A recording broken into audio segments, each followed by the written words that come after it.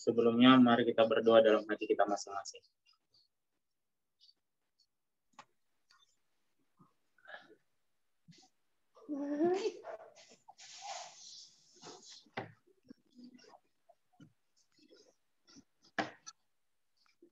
Untuk memulai acara perbaktian kita, mari kita bernyanyi dari lagu Sion nomor 347.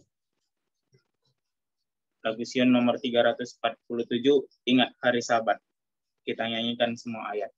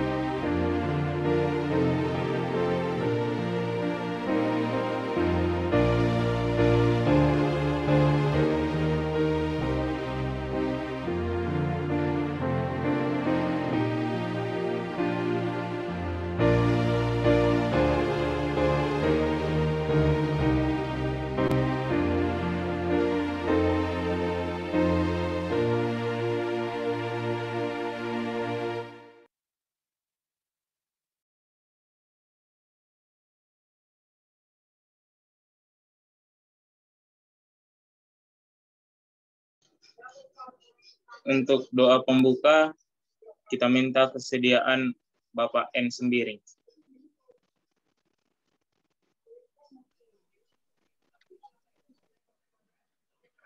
Mari kita sama-sama berdoa.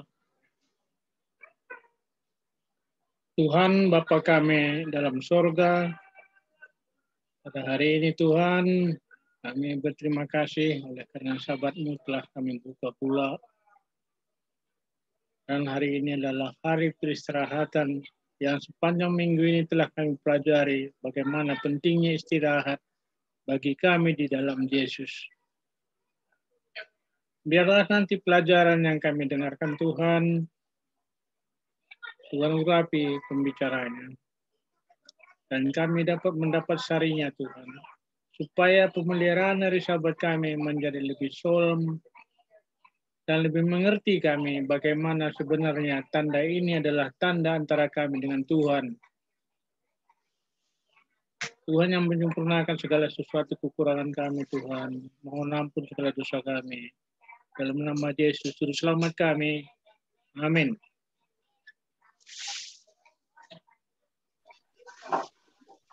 Amin. Sekarang tibalah saatnya kita mendengarkan lagu pujian yang dibawakan oleh Aurel Nababan. Selamat sahabat semuanya, nama saya Aurel dan pada hari sahabat ini saya akan menyanyikan lagu yang berjudul El Shaddai. Tak usah ku takut, Allah menjagaku. Tak usah ku bimbang, Yesus peliharaku. Tak usah ku susah, Roh Kudus hiburku. Tak usah ku cemas, Dia memberkatiku. El Shaddai, El Shaddai, Allah Maha Kuasa. Dia besar, Dia besar, El Shaddai mulia. El Shaddai, El Shaddai, Allah Maha Kuasa. Berkat-Nya berlimpah, El Shaddai. Tak usah ku takut, Allah menjagaku. Tak usah ku bimbang, Yesus peliharaku. Tak usah ku susah, Roh Kudus hiburku. Tak usah ku cemas, Dia memberkatiku. El Shaddai, El Shaddai, Allah Maha Kuasa. Dia besar, Dia besar, El Shaddai mulia. El Shaddai, El Shaddai, Allah Maha Kuasa. Berkat-Nya berlimpah,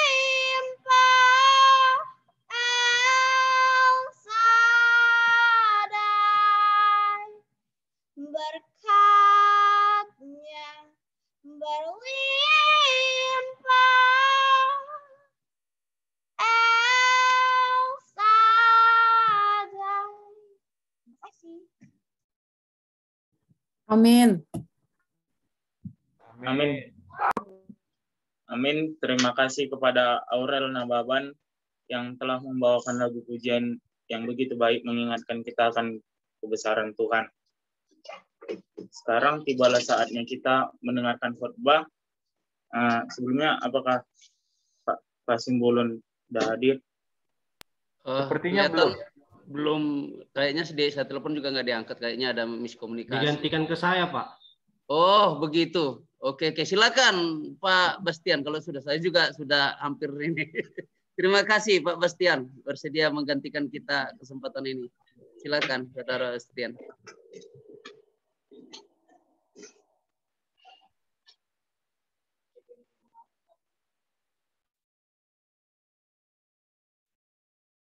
Baiklah, selamat malam dan selamat sabat bagi kita semuanya. Selamat sabat. Selamat sabat. Pada kesempatan kali ini, saya diberikan kepercayaan oleh Bapak Kasimbolon ya untuk menggantikan beliau mengambil bagian pada malam Vesper ini.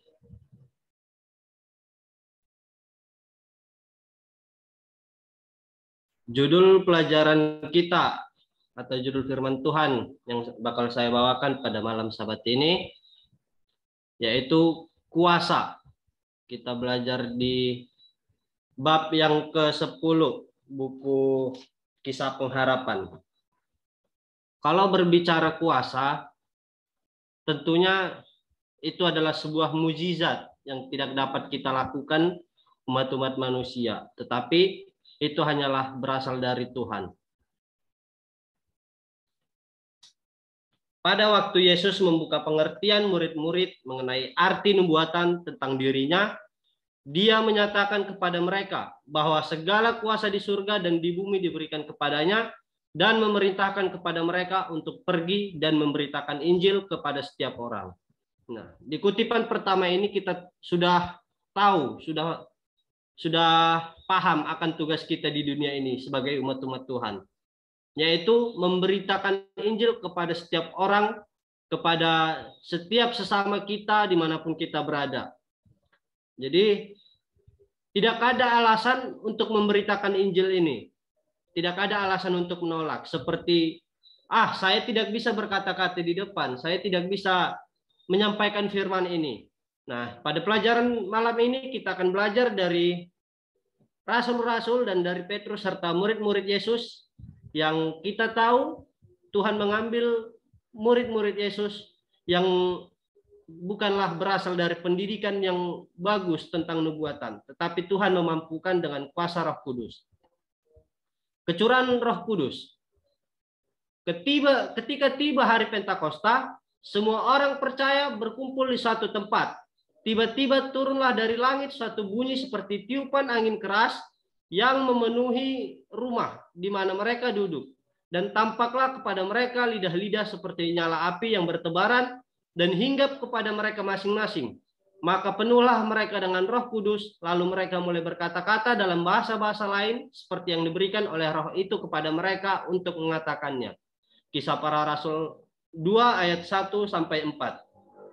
Nah, dari ayat ini sudah jelas tidak ada alasan untuk menolak untuk kita menjadi pekabar Injil. Karena ketika kita memang betul-betul memiliki keinginan, jika betul-betul memiliki niat untuk memberitakan Injil, dan kita bergumul pada Tuhan, meskipun kita tidak memiliki kemampuan untuk berdiri di depan atau untuk berbicara terhadap orang banyak, kita akan kecurahan Roh Kudus. Tuhan akan menguatkan kita. Seperti hal-halnya murid-murid Tuhan ini, tampaklah kepada mereka lidah-lidah seperti nyala api yang bertebaran dan hinggap kepada mereka masing-masing. Maka penuhlah mereka dengan Roh Kudus. Lalu mereka mulai berkata-kata dalam bahasa-bahasa lain.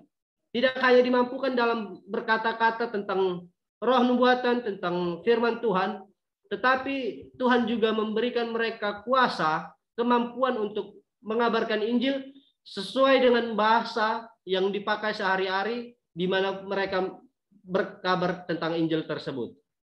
Nah, dikatakan di sini munculnya api menandakan semangat yang menyala-nyala pada saat rasul-rasul bekerja dan kuasa yang akan menyertai kata-kata mereka. Nah, jadi setiap mereka yang berkata-kata, setiap mereka yang menyampaikan firman Tuhan, kata-kata itu tidak hanya keluar begitu saja, tetapi Tuhan menyertai kata-kata yang keluar sehingga orang-orang yang mendengar pun merasa tersentuh hatinya. Dan orang-orang yang mendengar pun dapat memahami dan mengerti akan firman Tuhan itu. Dalam kuasa Pentakosta, perbedaan bahasa-bahasa ini akan menjadi penghalang yang besar bagi pekerja dan pelayan Allah dalam menyebarluaskan Injil Kristus.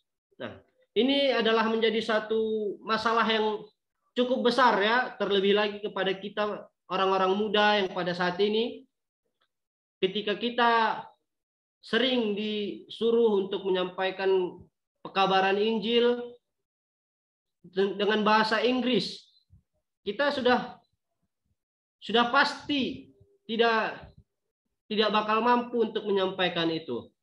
Tetapi melalui kisah ini kita diajarkan bahwa ketika kita memang memiliki niat yang tulus untuk mengabarkan Injil, seperti hal-halnya dengan rasul-rasul ini, mereka diberikan kecurahan Roh Kudus oleh Tuhan sehingga mereka dapat berkata-kata dengan bahasa-bahasa asing, dengan bahasa-bahasa di mana mereka ditempatkan.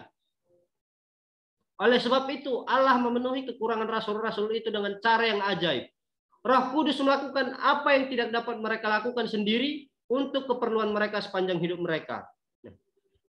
Dari kutipan ini kita sudah dapat mengambil sebuah pelajaran bahwa ketika kita memang ingin mengabarkan Injil, kita tidak perlu takut terhadap apa yang akan kita lakukan nanti.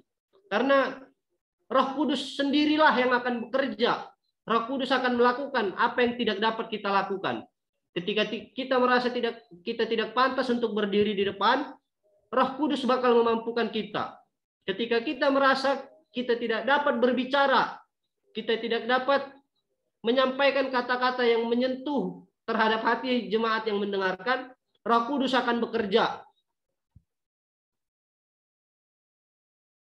Mereka semua tercengang dan heran. Nah, ini adalah semua pekerjaan Roh Kudus. Apa yang rasul-rasul sampaikan, apa yang rasul-rasul katakan, hingga orang-orang yang mendengar itu merasa tercengang dan heran, serta mereka saling bertanya kepada satu sama lain. Bukankah mereka yang berkata-kata itu orang Galilea? Bagaimana mungkin kita masing-masing mendengar mereka berkata-kata dalam bahasa kita sendiri, yaitu bahasa yang kita pakai di negeri asal kita. Nah, ini adalah suatu mukjizat, suatu kuasa yang begitu besar, suatu mukjizat yang luar biasa. Ketika kita memiliki perbedaan bahasa antara daerah yang satu dengan daerah yang lain, rasul-rasul itu pergi mengabarkan Injil ke negeri orang, ke negeri asing, di mana bahasa mereka itu berbeda dengan bahasa-bahasa orang Galilea. Tetapi Tuhan memberi suatu curahan Roh Kudus, di mana mereka dapat berkata-kata agar orang-orang yang mendengar di negeri lain ini, di negeri orang di mana mereka mengabarkan Injil, dapat mengerti dan dapat menerima firman yang rasul-rasul katakan kepada mereka. Khotbah Petrus. Petrus berkata, sebab Daud berkata tentang dia, aku senantiasa memandang kepada Tuhan karena ia berdiri di sebelah kananku. Aku tidak goyah. Sebab itu hatiku bersukacita dan jiwaku bersorak-sorak, bahkan tubuhku akan diam dengan tentram.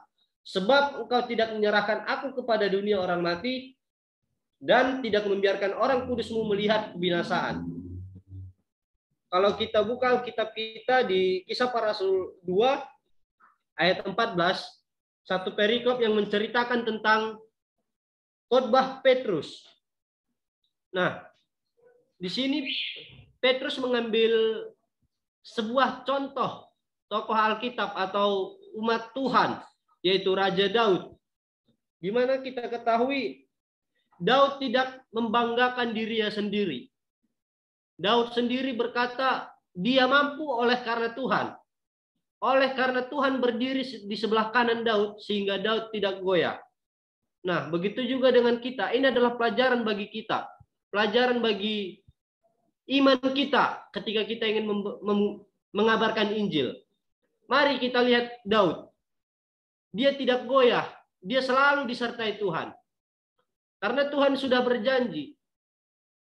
Tuhan tidak akan menyerahkan kita terhadap orang-orang yang akan menganiaya kita.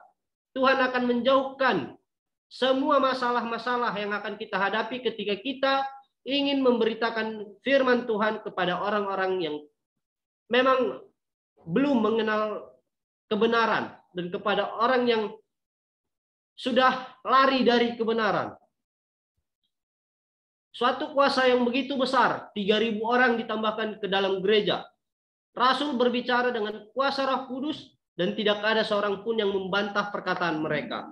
Nah, ini adalah salah satu kuasa yang begitu besar ya. Di mana ketika rasul-rasul berbicara, ketika mereka dipenuhi kuasa Roh Kudus, tidak ada seorang pun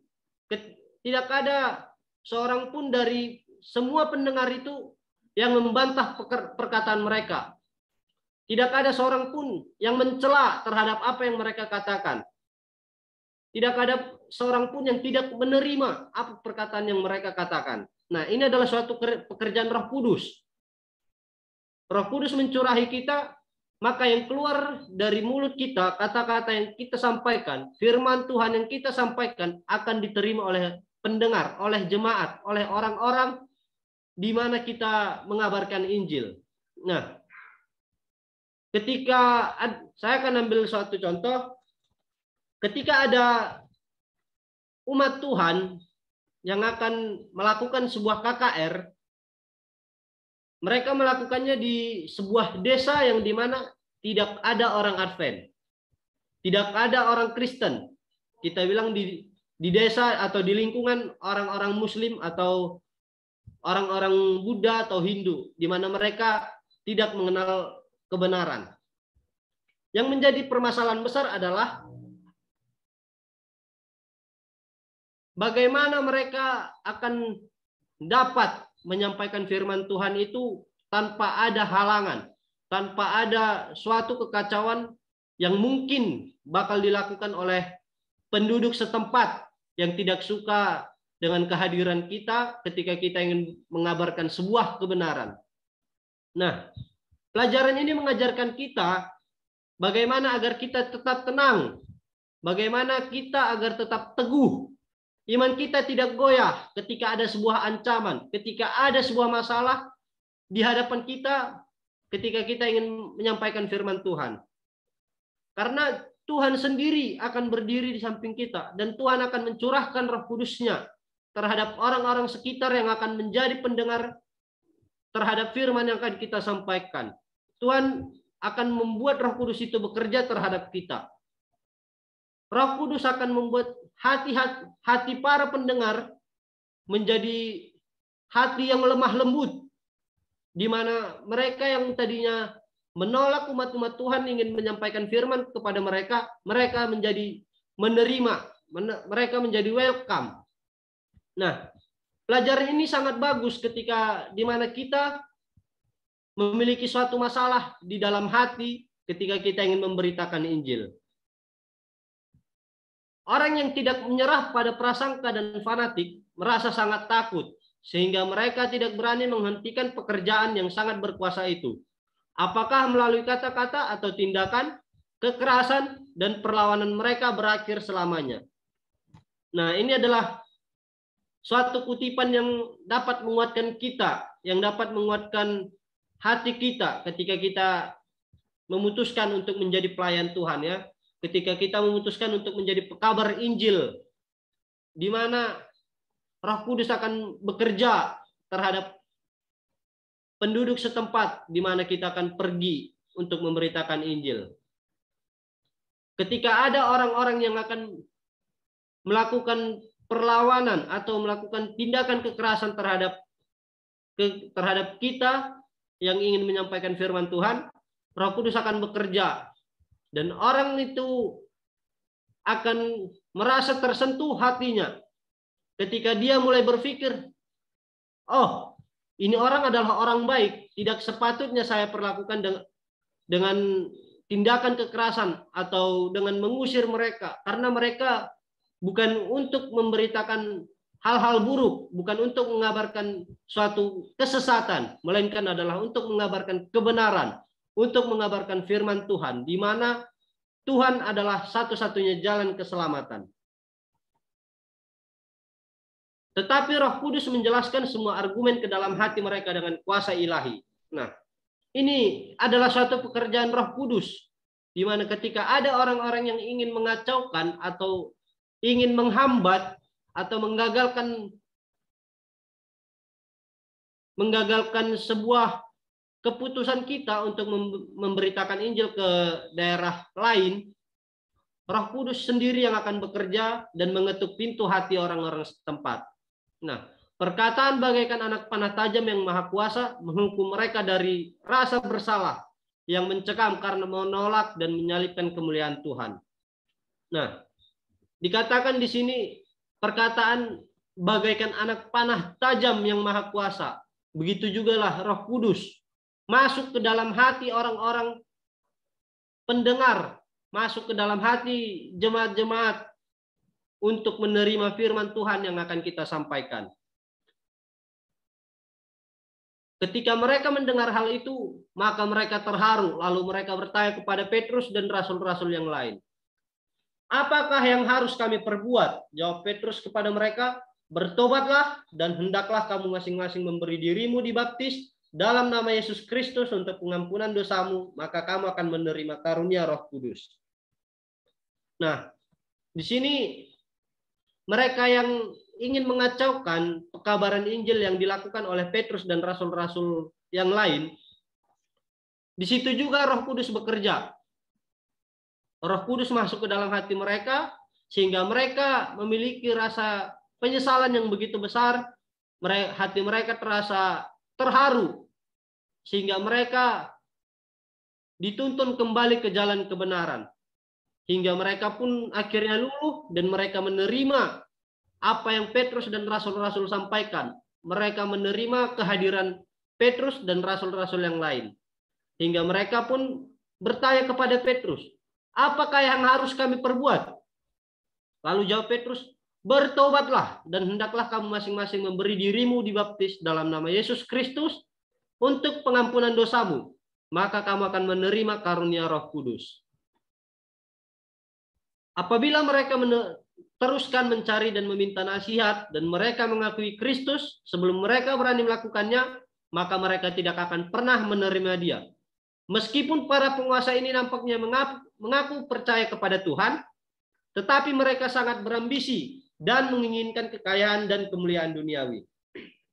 Ini adalah teguran bagi kita ya. Ketika kita hanya pergi kepada orang-orang yang kita ketahui lebih paham tentang firman Tuhan, lebih paham tentang Alkitab, kita hanya meminta nasihat kepada mereka bagaimana ini dan itu segala macam, tetapi kita tidak berani untuk melakukannya, tidak berani untuk mengatakannya terhadap sesama kita, terhadap keluarga kita, atau terhadap teman-teman sepermainan kita, maka itu semua adalah kosong. Itu semua nihil. Karena Tuhan sudah menyuruh kepada kita untuk memberitakan Injil, bukan hanya untuk meminta nasihat-nasihat terhadap orang-orang yang lebih bijaksana terhadap kita, dan kita menyimpannya dalam diri kita sendiri. Nah, di sini dikatakan, meskipun para penguasa ini nampaknya mengaku percaya kepada Tuhan, tetapi mereka sangat berambisi dan menginginkan kekayaan dan kemuliaan duniawi. Ini juga adalah teguran bagi kita ya.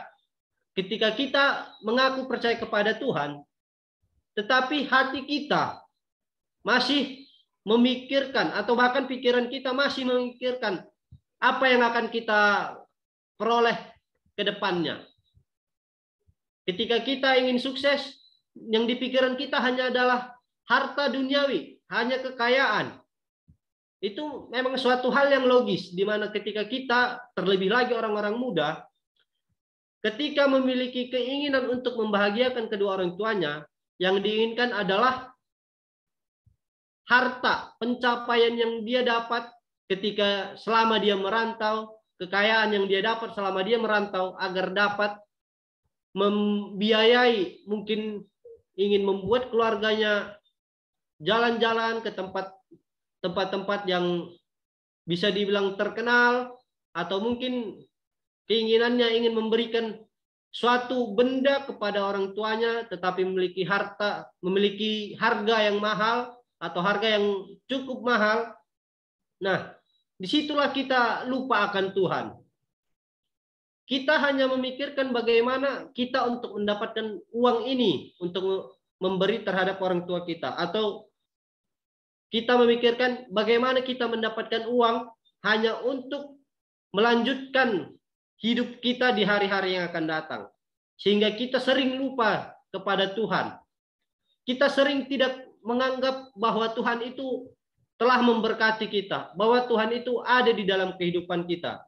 Ini adalah teguran bagi kita, agar ketika kita memang mengaku percaya kepada Tuhan, mari cari Tuhan.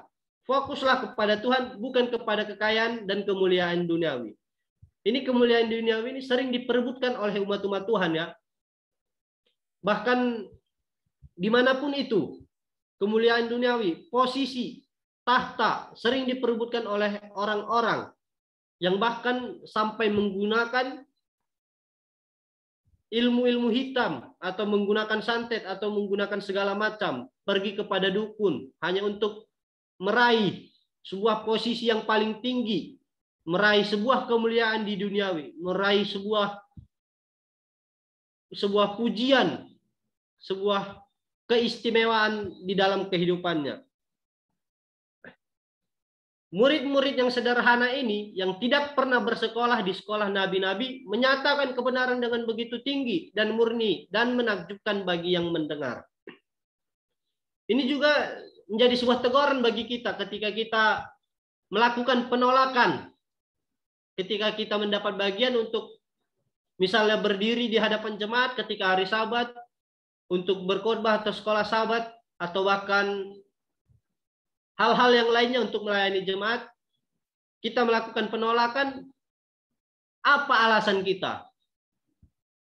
Di sini kita dikasih tahu bahwa murid-murid yang sederhana, yang tidak pernah bersekolah di sekolah nabi-nabi, sanggup menyatakan kebenaran dengan begitu tinggi dan murni, serta menakjubkan bagi yang mendengarnya. Bagaimana dengan kita? Umat-umat Tuhan, orang-orang muda yang berkuliah atau yang sudah lulus kuliah, yang sudah mendapatkan gelar sarjananya. Tentunya kita sudah dapat berbicara di depan umum. Kita sudah bisa menyatakan sebuah firman Tuhan di depan umum. Tidaklah dulu memberitakan firman Tuhan. Di sekolah kita sudah sering melakukan sebuah presentasi tugas. Tugas kelompok di mana kita sebagai narator, kita mempresentasikan hasil kerjasama kita dengan kelompok yang lain. Kalau hal itu saja kita mampu untuk melakukannya, kenapa kita selalu menolak untuk mengabarkan firman Tuhan? Kita selalu menolak unjukan yang telah diberikan kepada kita, menolak kesempatan yang diberikan kepada kita untuk menyampaikan firman Tuhan. Sementara kita sudah bersekolah di sekolah tinggi, kita sudah berkuliah, kita sudah bekerja, kita sudah berkata-kata di depan banyak orang mengenai pekerjaan kita, mengenai tugas-tugas kuliah kita atau tugas sekolah kita. Namun kita selalu menolak kesempatan yang diberikan kepada kita ketika kita ditunjuk atau diberikan kesempatan untuk melayani umat-umat Tuhan. Nah, ini pelajaran yang sangat begitu penting bagi kita. Di mana kita belajar dari murid-murid Tuhan yang tidak pernah bersekolah di sekolah nabi-nabi dapat menyatakan kebenaran dengan menakjubkan yang dapat diterima oleh pendengar. Kenapa mereka bisa melakukan hal ini? Itu adalah karena mereka berserah kepada Tuhan dan mereka menyerahkan semuanya masalah yang mereka akan hadapi kepada Tuhan. Sehingga Tuhan menurunkan Roh Kudus, Tuhan mencurahkan Roh Kudus terhadap mereka masing-masing, maka Roh Kudus sendiri yang bekerja. Roh Tuhan akan menyertai mereka. Roh Kudus juga akan menyanggupkan mereka untuk berkata-kata. Dan juga Roh Kudus dikatakan tadi menyertai setiap kata-kata yang keluar dari mulut umat-umat Tuhan, dari setiap mulut murid-murid Tuhan. Nah, pelajaran ini memberikan suatu pelajaran yang penting bagi kita. Pelajaran bagi kita zaman ini yaitu yang pertama, semua yang menyatakan nama Kristus harus menunggu, melihat dan berdoa dengan bersatu hati. Kita harus membuang perbedaan dan membuat persatuan dengan kasih yang lemah lembut satu sama lain. Doa dinaikkan kepada Bapa Surgawi kita dengan iman yang teguh dan tulus. Kemudian kita menunggu kegenapan janji itu dengan sabar dan penuh pengharapan. Ini adalah pelajaran yang pertama bagi kita yang kita dapatkan melalui pelajaran kita malam ini. Yang kedua, jawaban mungkin datang dengan tiba-tiba dan penuh kelimpahan, atau mungkin ditunda beberapa hari atau sekian minggu, karena iman kita diuji. Nah, ini juga adalah suatu masalah bagi kita.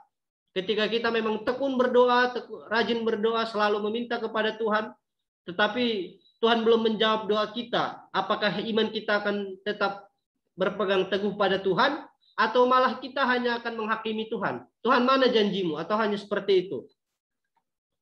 Yang ketiga, adalah pekerjaan kita untuk menempatkan diri kita terhubung dengan saluran ilahi. Yang keempat, hal terpenting dan terbesar untuk kita adalah menyatukan hati dan pikiran kita, menyingkirkan perasaan iri dan benci, dan sebagai orang yang rendah hati dalam berdoa, hanya melihat dan menunggu. Ini suatu teguran bagi kita, karena ini adalah suatu masalah yang besar terhadap diri kita masing-masing, di mana kita akan memiliki suatu perasaan iri, benci, dan dengki terhadap orang-orang di sekitar kita ketika mereka dapat berkat misalnya yang lebih melimpah dari kita, ketika mereka lebih terberkati dari kita, sementara kita melihat kepada diri kita sendiri begitu-begitu saja. Nah, mari kita jauhkan, kita buang ke perasaan iri, benci, dan dengki kita terhadap satu sama lain. Yesus sebagai perwakilan dan kepala kita siap sedia melakukan apa yang kita minta dalam doa. Nah, jadi saudara-saudaraku yang terkasih dalam Tuhan, apakah yang akan kita takuti lagi?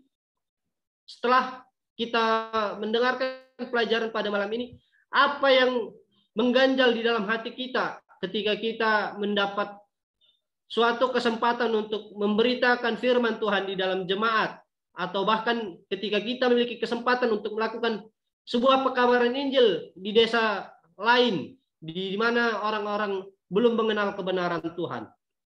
Biarlah kiranya melalui pelajaran malam ini, kita dapat mengoreksi diri kita sendiri, dan kita juga menjadi lebih dekat lagi kepada Tuhan, dan kita menjauhkan semua alasan yang menolak untuk mengabarkan Injil Tuhan, untuk menyampaikan firman Tuhan kepada orang-orang.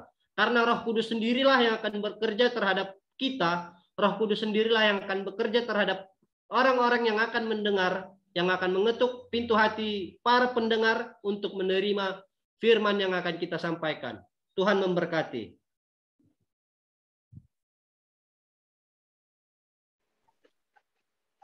Amin. Terima kasih kepada PHD Bastian Pandangan yang sudah membawakan pelajaran untuk kita pada malam ini, yang mengingatkan kita bahwa kita harus mengabarkan Injil, dan sudah dicontohkan juga tadi para orang-orang tokoh-tokoh besar Alkitab seperti Petrus yang mengandalkan Tuhan, dan juga dia mengutip kata-kata dari Daud yang hidupnya selalu bersandar kepada Tuhan pada saat dia mengabarkan Injil kepada Tuhan.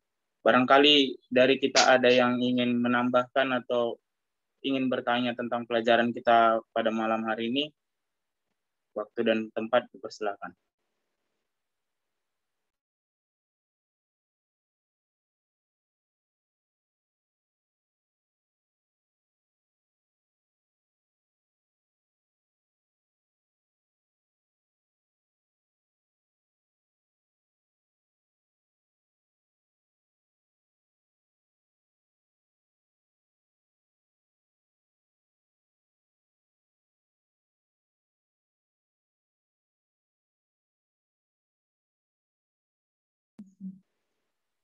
Ada Bu.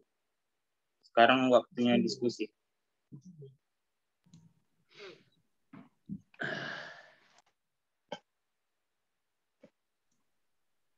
Baik, Shalom. Sebenarnya sih saya bukan untuk bertanya atau apa, cuman ini sebenarnya kadang yang sulit, apalagi di keluarga saya ya, dari istri, karena banyak ketepatan hampir semua aliran dari karismatik atau pentakosta. Memang mereka tidak terlalu fanatik dengan bahasa roh. Tetapi kalau ada ikut kegiatan, begitu kita ikut-ikut, kadang juga anak-anak sulit kita jelaskan ketika mereka berbahasa roh. Sementara Alkitab, juga baik tulisan Ellen G. White maupun pelajaran kita di malam ini, menyatakan bagaimana Rasul itu berbahasa roh, bahasa yang tadinya tidak dimengerti oleh mereka, tetapi ketika mereka berbicara kepada orang yang mereka tidak kenal dengan bahasa yang berbeda, orang tersebut mengerti. Nah ini, tapi kalau sekarang yang berbahasa tidak mengerti, yang mendengar juga kita tidak mengerti gitu. Dan mereka menyebut itu adalah bahasa apa? Bahasa roh, bahasa yang dianggap mereka dikuasai oleh Roh Kudus.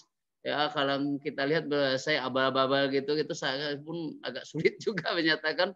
Nah, ini sebenarnya kita mau memberitahukan terlebih kepada keluarga, seakan-akan kita tidak menerima apa yang mereka lakukan itu gitu loh. Seakan-akan kita sirik.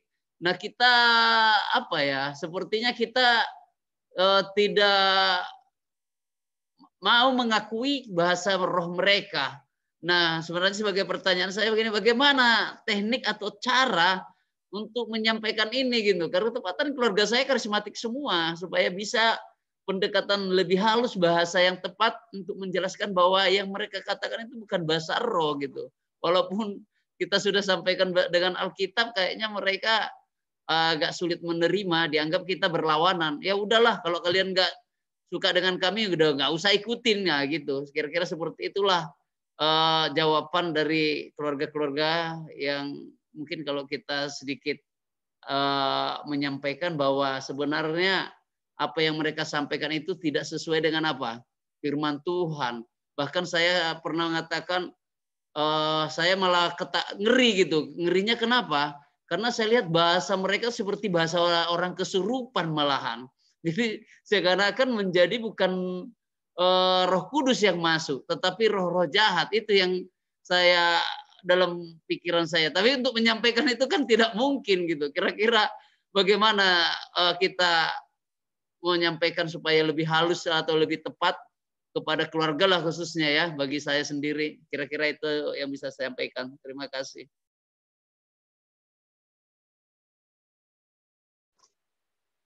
Terima kasih pertanyaan yang sudah disampaikan oleh Bapak Bena Baban.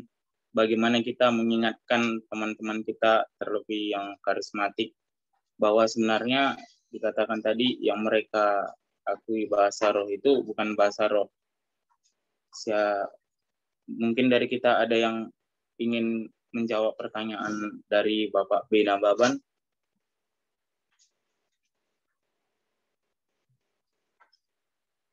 Atau Ibu Carlonta Nenggolan mungkin ingin menambahkan atau menjawab pertanyaan dari Bapak Bena Baban.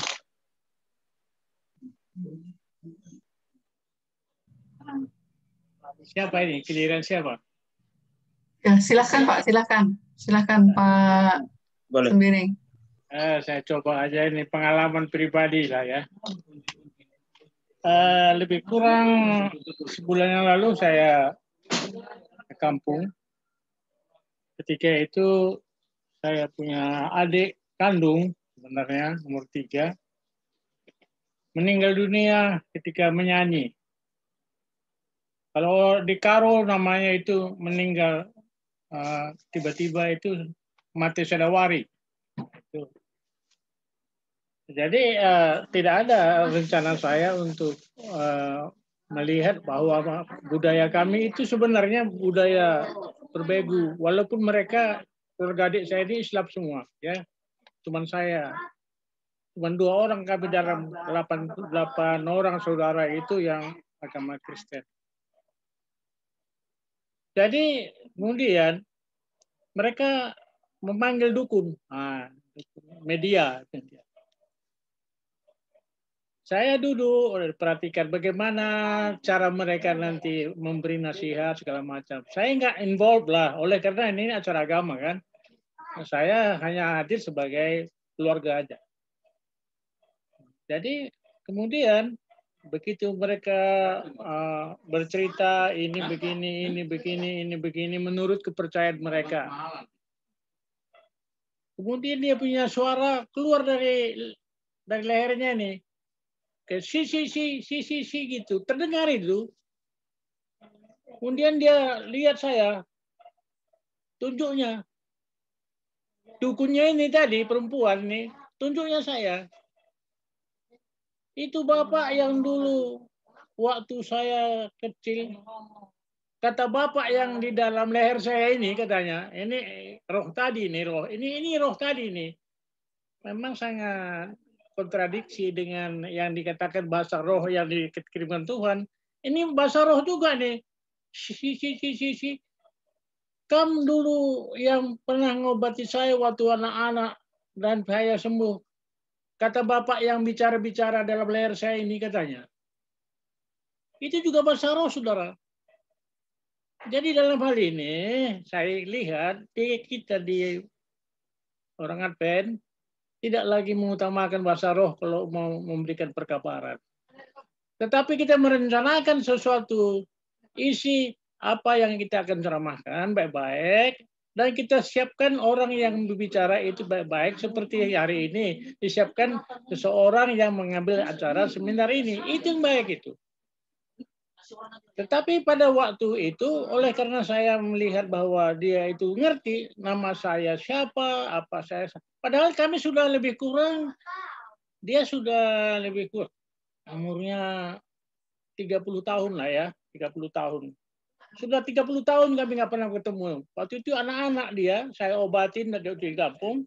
Sekarang dia tunjuk, bapak dulu yang kata bapak saya ini katanya, bapaknya yang di dalam lehernya itu, bapak dulu yang ngobati saya.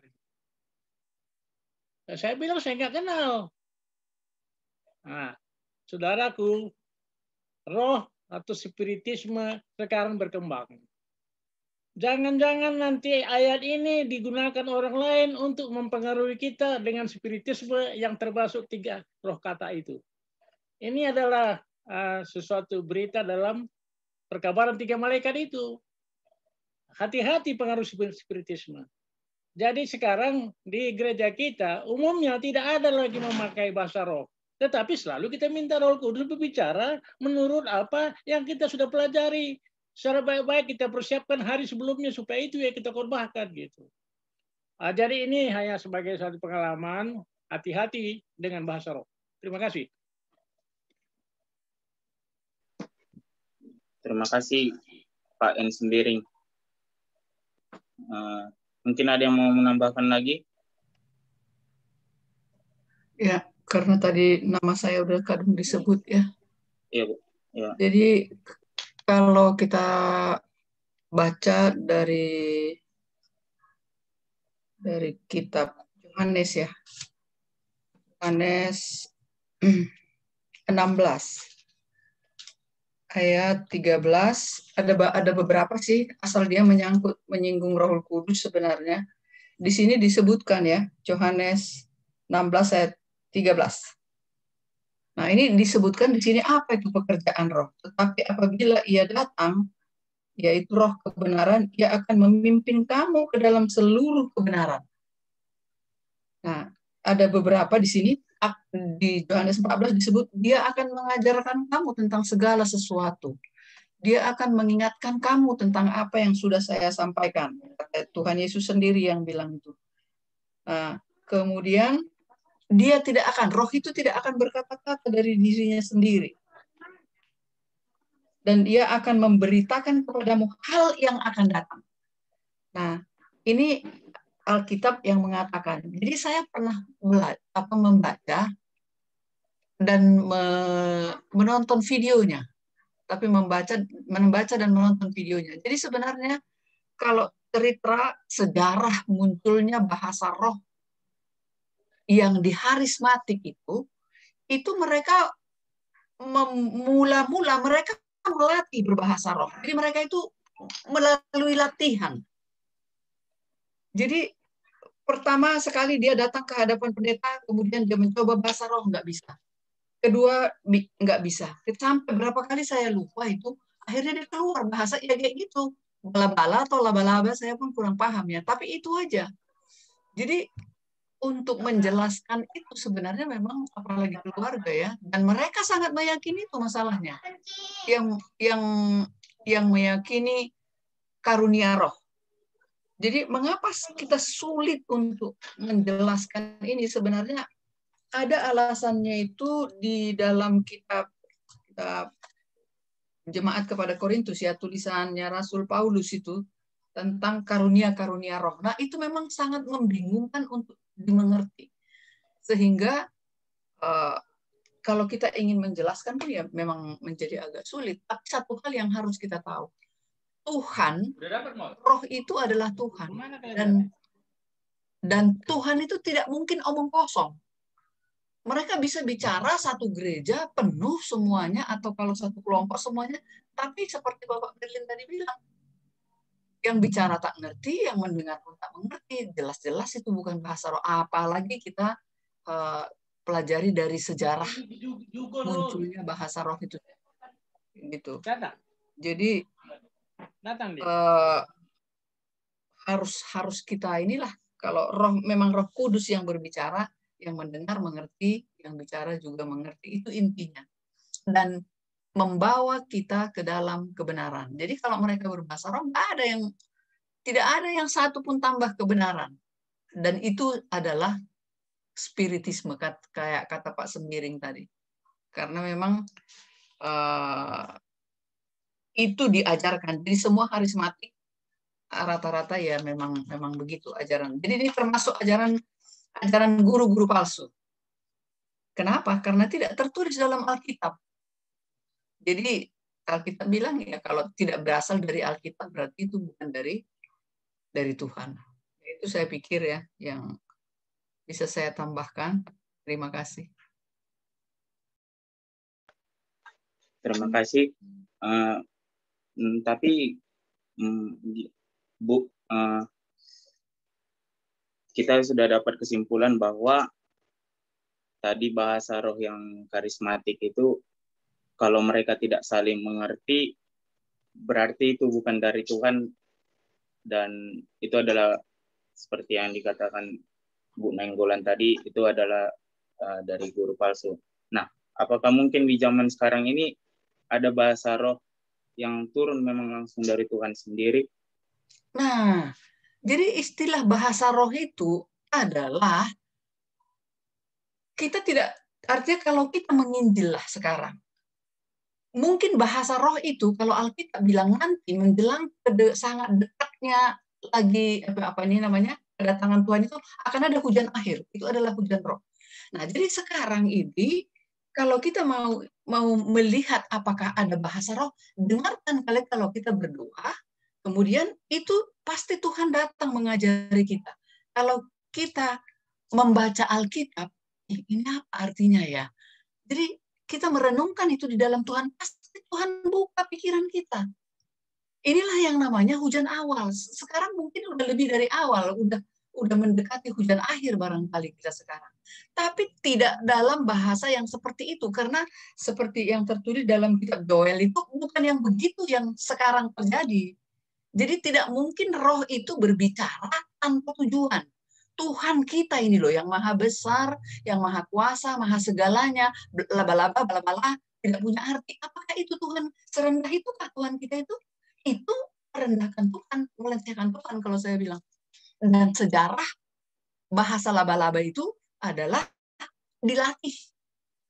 Jadi nanti mungkin saya bisa kasih linknya untuk bisa ditonton. Bagaimana itu lahirnya itu dulu, dan itu adalah latihan. Mungkin saya share nanti di WA gereja. Tapi harus saya cari lagi dulu. Oke, baik. Terima kasih. Terima kasih, Bu. Nah, jadi kita sudah dapat kesimpulan dari pertanyaan Bapak Bena Baban bahwa bahasa roh yang digunakan oleh teman-teman karismatik bukan berasal daripada Tuhan, dan seperti kata Pak Sembiring tadi, ayat ini sering sekali dipermainkan untuk menipu daya kita ke umat-umat Tuhan tentang bahasa roh. Mungkin ada pertanyaan-pertanyaan lain lagi yang mau kita bahas. Baik, mungkin saya mau membacakan di dalam 1 Korintus 14 ayat 9. Demikianlah juga kamu yang berkata-kata dengan bahasa roh. Jika kamu tidak mempergunakan kata-kata yang jelas, bagaimanakah orang dapat mengerti apa yang kamu katakan? Kata-katamu sia-sia saja kamu ucapkan di udara. Jadi jelas Alkitab bahwa nggak ada bahasa roh yang dengan bahasa yang tidak dimengerti. Ayat 6, 1 Korintus 14. Jadi, saudara-saudara, jika aku datang kepadamu dan berkata-kata dengan bahasa roh, apakah gunanya itu bagimu jika aku tidak menyampaikan kepadamu penyataan Allah, atau pengetahuan, atau nubuat, atau pengajaran? Jadi artinya, kalau mau menyatakan, bilang berkata-kata dengan bahasa roh, kalau itu tidak dimengerti, nggak ada gunanya. Nggak usah dengerin. Artinya ya, kalau ayat ini, ayat 9. Dan dikatakan, kalau dia datang dengan dia menyatakan bahwa saya menyatakan bahasa roh, tapi dia tidak menyampaikan apa yang merupakan penyataan Allah, apa yang merupakan pengetahuan, atau nubuat, atau pengajaran, yang jelas itu dari firman Tuhan, nggak ada gunanya, sia-sia. Percuma kita dengarkan itu. Jadi jelas, Rasul Paulus di dalam 1 Korintus ini jelas. Jadi kalau kita baca teliti lebih dalam tentang 1 Korintus 14, jelas dikatakan bahwa orang yang berbahasa roh, kalau nggak dimengerti, percuma kita dengarkan. Nggak ada gunanya. Tetapi kalau dia mengatakan bahwa dia bahasa roh, tapi yang disampaikan adalah firman Tuhan, itu dia. Ya, saya rasa ini cukup memperjelas apa yang menjadi kebingungan. Jadi nggak ada ceritanya bahasa roh itu bukan penyataan bukan firman Tuhan. Kalau dia bilang bahasa roh tapi bukan berasal dari firman Tuhan yang dia katakan, lebih baik sia-sia. Jadi nggak ada gunanya kita dengarkan. Mungkin itu tambahan yang bisa saya berikan. Terima kasih. Terima kasih Pak Turangan. Jadi tadi memang ada sedikit tadi ketinggalan pertanyaan Bapak Bena Baban. Kita sudah dapat kesimpulan bahwa itu bukan bahasa roh yang mereka katakan. Tapi bagaimana kita mengingatkan mereka, karena mereka sendiri pun tidak tahu apa yang mereka bilang. Kayak kita mengingatkan, kita nggak boleh gitu lagi loh, kayak jangan seperti itu lagi, karena bahasa itu bukan bahasa roh. Gimana Pak? Ayat 10. Ada banyak, entah berapa banyak macam bahasa di dunia. Sekalipun demikian, tidak ada satupun di antaranya yang tidak mempunyai bunyi yang tidak berarti. Saya rasa kita harus paham ini maksudnya. Artinya, bahasa di dunia aja, bahasa manusia di dunia ini, ada begitu banyak, semuanya bisa mempunyai arti. Apalagi bahasa roh. Ya.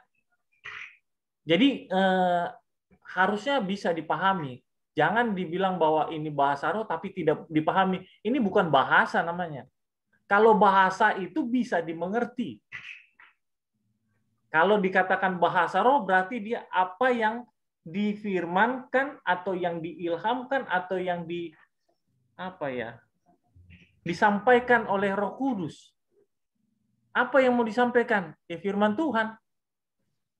Kalau bukan firman Tuhan, nggak ada gunanya lagi.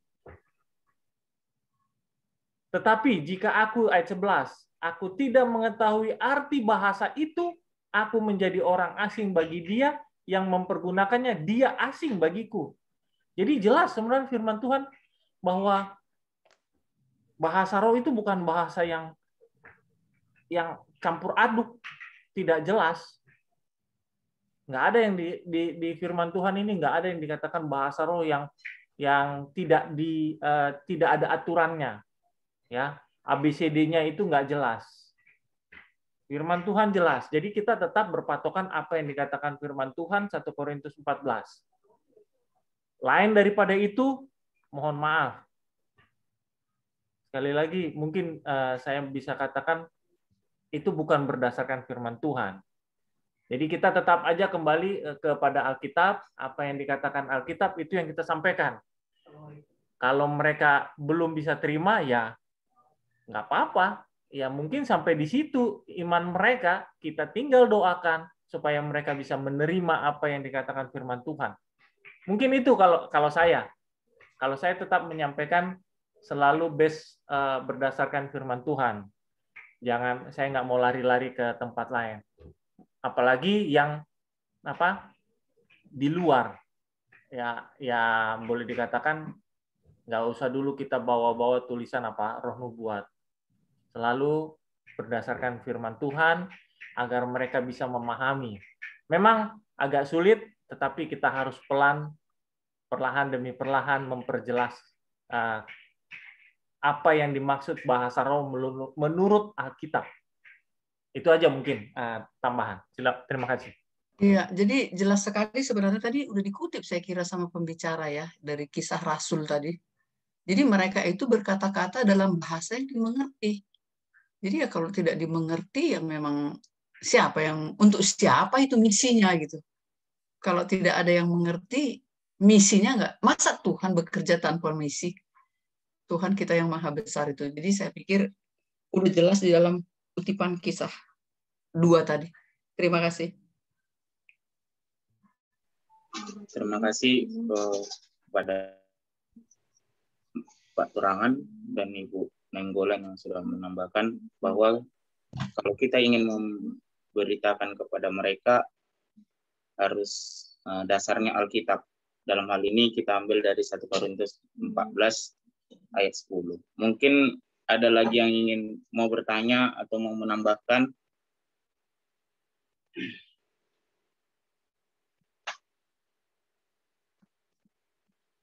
Kalau tidak ada, Pak PhD Pandiangan mungkin bisa membuat closing statement akan pelajaran kita malam hari ini.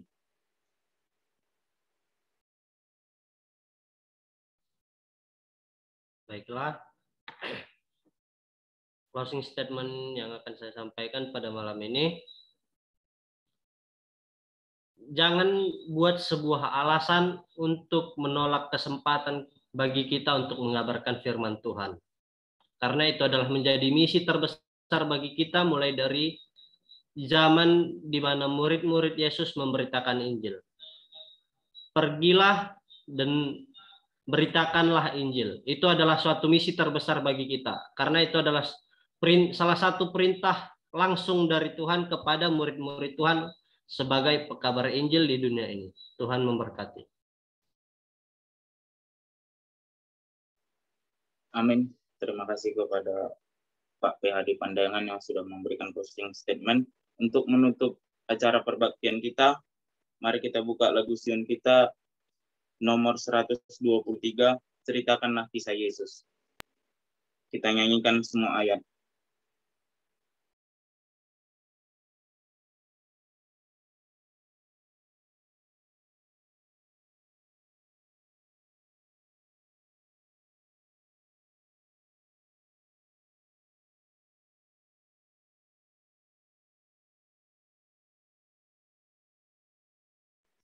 nomor 123.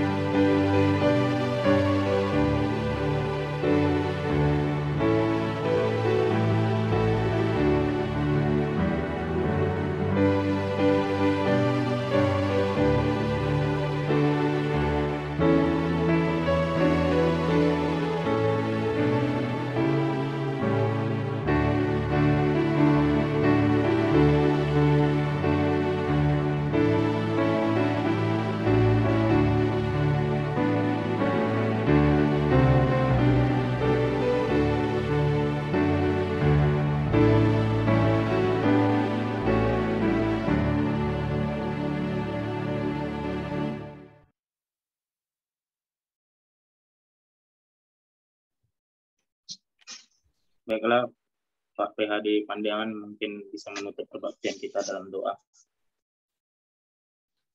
Kita bersatu dalam doa. Terpujilah Engkau Bapa yang di surga atas berkah dan kasih serta perlindungan Bapa di satu minggu bekerja yang telah kami lalui. Terlebih lagi Bapa, satu hari ini Kau masih memberkati kami hingga pada malam ini Bapa kami dapat berkumpul meskipun melalui via Zoom. Dan kami dapat melakukan acara perbaktian kami dengan lancar, dengan tanpa suatu masalah apapun. Ya Bapa, biarlah kiranya pelajaran yang baru saja kami dengarkan pada malam ini menjadi pupuk bagi iman kami, dan kami juga semakin kuat dan semakin teguh di dalam pekabaran Injil Bapa, agar sehingga kami juga dapat melaksanakannya dengan baik, dan itu menjadi kepujian bagi nama-Mu. Ya Tuhan, bagi umat-umat-Mu yang tidak dapat hadir pada malam ini, biar akhirnya Bapa Engkau berkati mereka. Bila mana mereka dalam keadaan sakit, Bapa, Engkau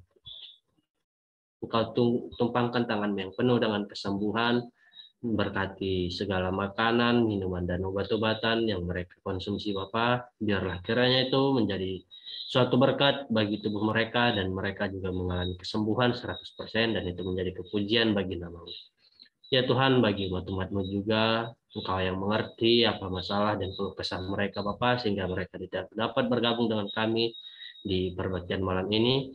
Biarlah kiranya Engkau lindungi mereka dimanapun mereka berada, dan Engkau lindungi serta berkati mereka, sertai mereka, Bapa, agar kiranya kami dapat berkumpul kembali besok atau di hari-hari yang akan datang dengan penuh sukacita dan tanpa kekurangan apapun. Ya Tuhan, pada malam ini juga kami akan beristirahat. Biarlah kiranya Bapa Engkau lindungi kami, jauhkan dari segala hal-hal ataupun mimpi buruk yang dapat mengganggu ketenangan tidur kami, Bapa. Agar kiranya kami dapat menikmati tidur kami dengan baik, dan kami dapat bangun besok pagi serta bertemu untuk berbakti, memuji, memuliakan nama-Mu bersama di Ka'bah-Mu. Ya Tuhan, kami manusia tidak pernah luput dari kesalahan dan dosa. Biarlah kiranya Bapa Engkau hapuskan itu, agar tidak menjadi penghalang atas berkat yang telah Kau sediakan bagi kami masing-masing. Dengarkan dan sempurnakan doa kami ini, Bapa, karena kami berdoa dalam nama-Mu Yesus Kristus, penebus kami. Amin.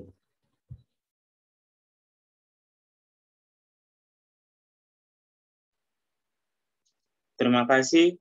Selamat Sabat buat kita semua. Perbaktian buka Sabat kita telah selesai sampai di sini. Selamat Sabat. Saya serahkan kepada panitia.